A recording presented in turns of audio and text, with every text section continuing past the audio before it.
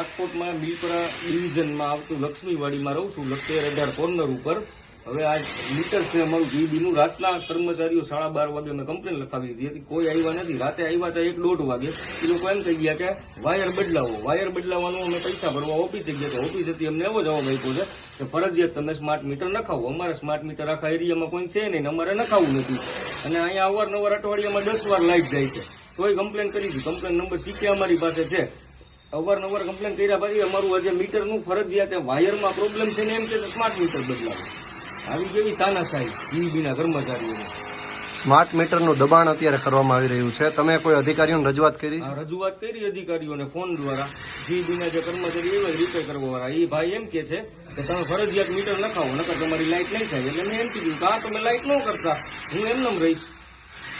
હવે શું તમારો વિચાર છે? કારણ કે લાઇટ વિના તો ગત રાત્રિના તમે છો.